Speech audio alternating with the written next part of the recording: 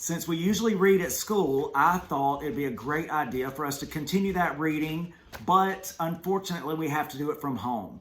So I'm going to be posting these videos of this book that we're reading. It was our next book we were going to read after spring break because we have been reading books by the author Roald Dahl. I had to look up how to pronounce his name, but it is Roald Dahl. See right there? We just finished Charlie and the Chocolate Factory and Matilda. So now our next one is James and the Giant Peach. So follow along. At the end, I'll ask you some questions, and I'll maybe post those questions also so you can answer those questions yourself and share this video with anybody you think would be interested in it. All right. I just want to say, hey, Denard. Hey, Caden. Hey, Promise. And hey, Jaden. I hope y'all are watching this, and I miss y'all so much, and I can't wait to get back in school. All right. James and the Giant Peach, Chapter 1. Until he was 4 years old, James Henry Trotter had had a happy life. He lived peacefully with his mother and father in a beautiful house beside the sea.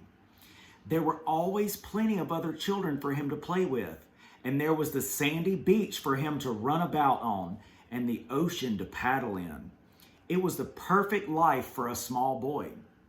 Then, one day, James's mother and father went to London to do some shopping, and there a terrible thing happened.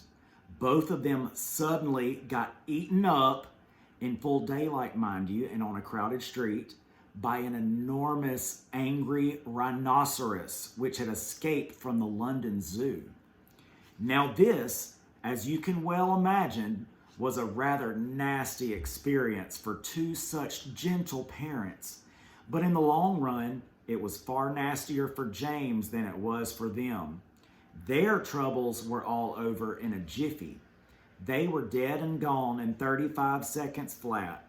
Poor James, on the other hand, was still very much alive, and all at once he found himself alone and frightened in a vast, unfriendly world. The lovely house by the seaside had to be sold immediately, and the little boy, carrying nothing but a small suitcase containing a pair of pajamas and a toothbrush, was sent away to live with his two aunts. Their names were Aunt Sponge and Aunt Spiker, and I'm sorry to say that they were both really horrible people. They were selfish and lazy and cruel, and right from the beginning they started beating poor James for almost no reason at all. They never called him by his real name, but always referred to him as "you disgusting little beast," or "you filthy nuisance," or "you miserable creature." And they certainly never gave him any toys to play with or any picture books to look at. His room was as bare as a prison cell. They lived, Aunt Sponge, Aunt Spiker, and now James as well, in a small ramshackle house on top of a high hill in the south of England.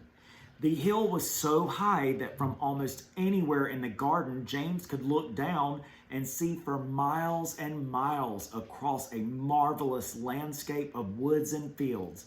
And on a very clear day, if he looked in the right direction, he could see a tiny gray dot far away on the horizon, which was the house that he used to live in with his beloved mother and father. And just beyond that, he could see the ocean itself, a long, thin streak of blackish blue, like a line of ink beneath the rim of the sky. But James was never allowed to go down off the top of that hill. Neither Aunt Sponge nor Aunt Spiker could ever be bothered to take him out herself, not even for a small walk or a picnic, and he certainly wasn't permitted to go alone. The nasty little beast will only get into mischief if he goes out of the garden, Aunt Spiker had said. And terrible punishments were promised him, such as being locked up in the cellar with the rats for a week, if he even so much as dared to climb over the fence. The garden, which covered the whole of the top of the hill, was large and desolate, and the only tree in the entire place, apart from a clump of dirty old laurel bushes at the far end, was an ancient peach tree that never gave any peaches. There was no swing, no seesaw, no sand pit, and no other children were ever invited to come up the hill to play with poor James. There wasn't so much as a dog or a cat around to keep him company. And as time went on, he became sadder and sadder and more lonely. And he used to spend hours every day standing at the bottom of the garden, gazing wistfully at the lovely but forbidden world of woods and fields and ocean that was spread out below him like a magic carpet. All right, chapter 2.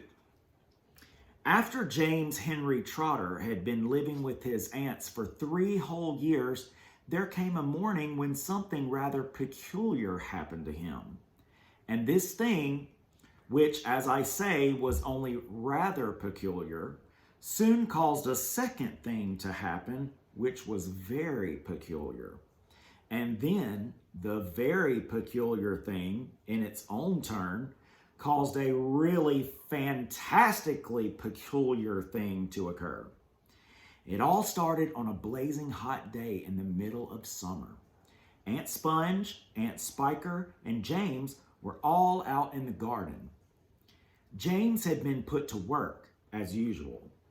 This time he was chopping wood for the kitchen stove.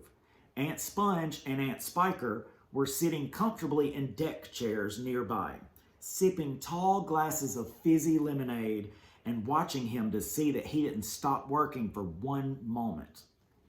Aunt Sponge was enormously fat and very short. She had small piggy eyes, a sunken mouth, and one of those white flabby faces that looked exactly as though it had been boiled. She was like a great white soggy overboiled cabbage. Aunt Spiker, on the other hand, was lean and tall and bony, and she wore steel-rimmed glasses that fixed onto the end of her nose with a clip. She had a screeching voice and long, wet, narrow lips, and whenever she got angry or excited, little flecks of spit would come shooting out of her mouth as she talked. And there they sat, these two ghastly hags, sipping their drinks and every now and then and again screaming at James to chop faster and faster. They also talked about themselves, each one saying how beautiful she thought she was. Aunt Sponge had a long-handled mirror on her lap, and she kept picking it up and gazing into her own hideous face. "I look and smell," Aunt Sponge declared, "as lovely as a rose. Just feast your eyes upon my face. Observe my shapely nose. Behold my heavenly silky locks. And if I take off both my socks, you'll see my dainty toes." "But don't forget," Aunt Spiker cried, "how much your tummy shows." Aunt Sponge went red. Aunt Spiker said, "My sweet, you cannot win.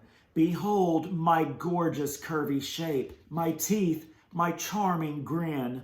Oh, beauteous me, how I adore my radiant looks, and please ignore the pimple on my chin." "My dear old trout," Aunt Sponge cried out, "you're only bones and skin." "Such loveliness as I possess can only truly shine. Such loveliness as I possess can only truly shine in Hollywood," Aunt Sponge declared. "Oh, wouldn't that be fine? I'd capture all the nation's hearts. They'd give me all the leading parts. The stars would all resign. I think you'd make," Aunt Spiker said, "a lovely Frankenstein." Poor James was still slaving away at the chopping block. The heat was terrible. He was sweating all over. His arm was aching. The chopper was a large, blunt thing, far too heavy for a small boy to use. And as he worked, James began thinking about all the other children in the world and what they might be doing at this moment. Some would be riding tricycles in their gardens. Some would be walking in cool woods and picking bunches of flowers. And all the little friends whom he used to know would be down by the seaside, playing in the wet sand and splashing around in the water. Great tears began oozing out of James's eyes and rolling down his cheeks. He stopped working and leaned against the chopping block, overwhelmed by his own unhappiness. "What's the matter with you?" Aunt Spiker screeched, glaring at him over the top of her steel glasses. James began to cry. "Stop that immediately and get on with your work, you nasty little beast," Aunt Sponge ordered.